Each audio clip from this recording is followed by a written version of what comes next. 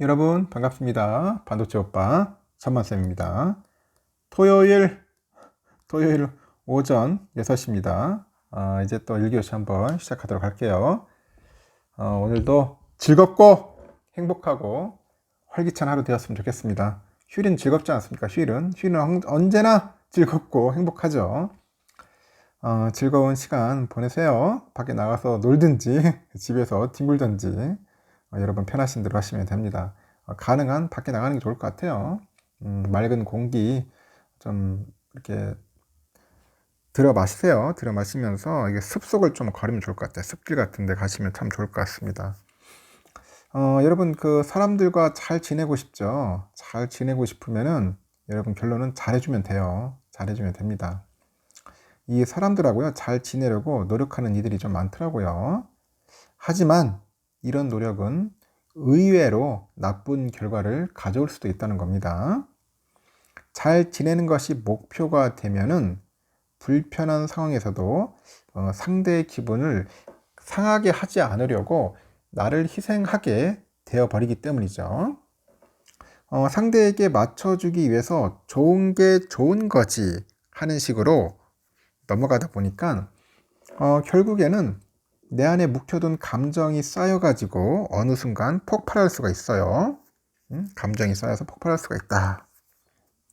그래서 궁극적으로 잘 지내기 위해서는 이 잘 지내려고 하기보다는 진실하게 지내려고 해야 합니다. 진실하게.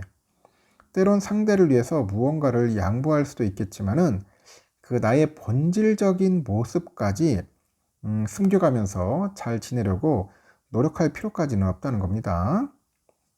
그래서 만약 상대가 나의 진실한 모습을 받아들이지 못한다 그런 사람이라면은 그런 사람과 잘 지내려고 노력할 필요까지 있을까요?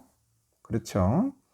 진실된 모습, 이 진실된 모습이 중요한 건데 그 처음에는 약간 불편할 수도 있겠지만요 그 나의 진정한 모습을 바라봐주고 껴안아줄 수 있는 사람이어야 끝까지 함께 할 수 있는 사람이 될 수 있는 거예요. 여러분, 그러니까 저는 여러분을 진정한 모습으로 바라보고 있어. 껴안아주고 싶은데 끝까지 함께하고 싶어. 하지만 여러분은 그게 힘든 거야. 왜냐? 힘들거든. 주식 투자하는 게 쉽지 않지 않습니까? 조금 빠지면은 난리법석이잖아. 난리법석입니다. 그 인간 지표들이 많잖아요. 보면은 굉장히 힘들어요. 지금 그래서 여러분, 하여튼 저는 그렇습니다. 하여튼 살아남을 사람은 살아남을 테고, 도태되는 사람은 도태되는 겁니다. 그게 현실이에요. 100명 모두 다 성공할 수는 없더라고. 그 중에 한 10명이라도 성공하면은 성공하는 것 같습니다. 10명도 어떨 때는 힘들 수도 있어요.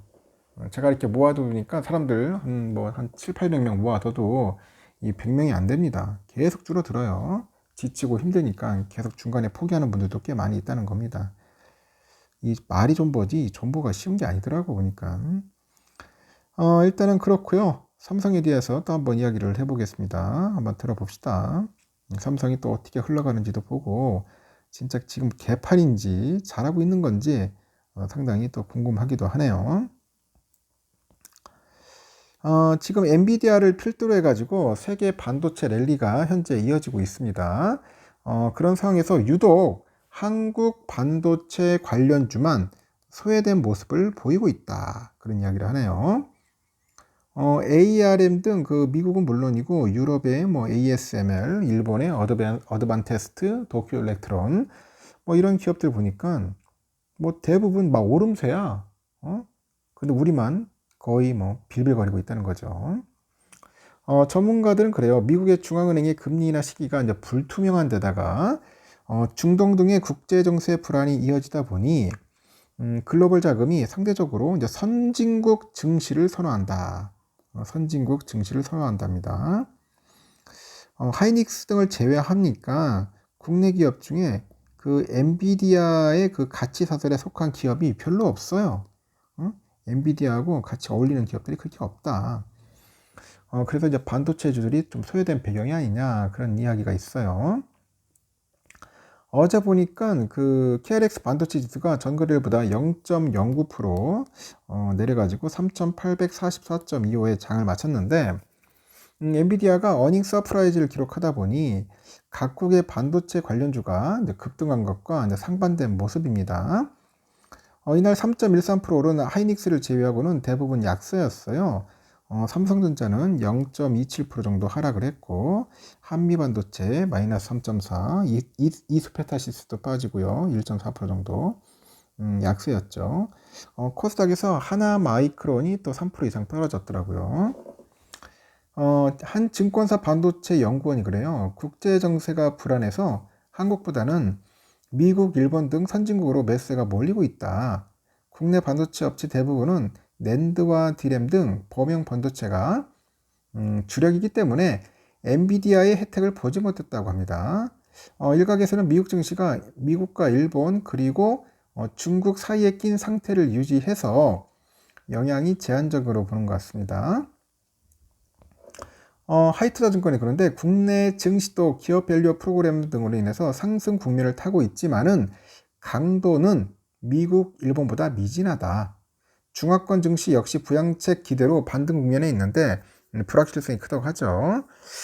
중화권 증시 중에 대만이 엔비디아 랠리에 동참을 했어요. TSMC 등 주요 반도체 기업이 엔비디아랑 협력 관계예요. 이 대만 애들은 대만 애들끼리 끼리끼리 어울리는 겁니다. 그런 부분이 좀 영향을 가겠죠. TSMC 23일까지 이틀간 3% 올랐다고 하네요. 국내 반도체 중에 하이닉스가 예외적으로 오름세인데 전문가들은 고대역폭 메모리 그 영향으로 봅니다. 하이닉스는 그 엔비디아의 HBM 공급하고 HBM 등 고부가가치 제품군의 판매 호조에 힘입어서 지난해 4분기 매출 11조 3천억, 영업이익 3,460억 정도 올려가지고 삼성전자 반도체 부문보다 빠르게 흑자 전환을 했죠. 전문가들은 중장기적으로 하이닉스에 이어서 국내 그 다른 반도체주도 글로벌 랠리에 동참하는 키 맞추기가 진행될 것으로 봅니다. 지난해 4분기부터 디램 등 메모리 반도체 가격이 상승세로 돌아서는 등 반도체 업황이 살아나고 있죠. 연내 금리 인하 기대감도 긍정적인데 그 AI 수요로 설비 투자가 늘어나는 상황에서 금융 비용을 줄일 수 있는 거죠. 금융 비용을 줄일 수 있다. 그 삼성에 대해서는 메모리 수요가 이제 회복되고 있는 데다가 그 약세의 원인이던 HBM 역시 투자를 본격화하고 있다. 그렇게 이제 평가를 하는 것 같습니다. 하여튼 좀 아쉽네요. 또 대한민국 반도체가 이렇게 영향을 못 받으니까. 현재 반도체 산업을 주도하는 주요국의 보조금 경쟁, 이 보조금 경쟁과 이 자국 기업의 그 선호하는 분위기, 이게 현재 지금 고조되고 있어요. 고조되고 있는데, 삼성은 AI, 반도체, 그 파운드리, 그 D램, 뭐 낸드, 뭐 등등 해서 이 모든 부분에서 기울어진 운동장이다. 거기에 서 있는 상태다. 뭐 그런 겁니다. 연초 대비 주가 상승폭이 엔비디아가 58.6%, TSMC 17.5%, 도쿄 일렉트론 44.8%, AMD 23.4% 달했는데 삼성만 7.1% 빠졌어. 이 같은 위협이 반영된 결과라는 게 제게 시각인데, 최근에 그 미국 정부가 BAE 시스템스하고 마이크로칩 테크놀로지 여기 이어서 자국의 반도체 기업 글로벌 파운드리에 2조 원 정도 규모의 보조금 지원 계획을 발표한 바 있죠. 지나 로먼도 미국 상부장관이 인텔 파운드리 서비스 행사에서 모든 칩셋을 미국에서 만들 수는 없지만 AI를 이끄는 칩셋의 주도권은 확보해야 한다. 이렇게 떠들어대요. 이 여자 보니까. 제2의 반도체법과 같은 형태로든 계속 투자가 있어야 한다. 그 해당 내용은 6에서 8주 이내에 추가 발표를 할 수 있을 거라고 합니다. 이 같은 주요국의 보조금의 경쟁과 그 자국 기업의 선호 분위기가 삼성한테는 위협 요인이 되고 있는 거예요. 특히 메모리 반도체 사업이 이 대부분이고 엔비디아 동맹이 합류한 하이닉스에 비해서 삼성전자가 받는 위협은 더 전방위적이죠. 우선 파운드리 시장에서 경쟁이 한층 격화됐는데 인텔은 IFS 다이렉트 커넥트에서 27년 그 1.4나노미터 그 공정의 도입과 함께 삼성전자를 추격하겠다는 메시지를 분명히 던져요. 미국 정부는 인텔에 100억 달러가 넘는 보조금 지급을 현재 검토 중이죠. 파운드리 선두 기업인 대만의 TSMC도 보조금을 바탕으로 보폭이 아니라 보폭을 넓히고 있습니다. 보복을 넓히는 게 아니라 보폭을 넓힌다는 거죠. 교토통신에 보니까 일본 정부가 TSMC가 일본 큐슈에 현재 짓고 있는 제2공장 건설에 6조 5천억을 지원한다. 6조 5천억. 그렇게 방침을 굳혔다네요. 일본 정부는 이미 TSMC의 구마모토 1공장에 이어서 지금 2공장까지 하는 것 같은데 여기에 벌써 4,760억 엔을 지원하기로 했고 이보다 더 많은 자금을 지원한다는 겁니다. TSMC는 독일의 그 드레스덴에도 12에서 28나노 반도체 공장을 건설 중이네요. 삼성전자가 그 절대강자 지위를 지켜온 D램 시장에서도 이상 징후가 감지되고 있다. 특히 미국 마이크론의 행보가 예사롭지 않다는 그런 이야기도 있어요.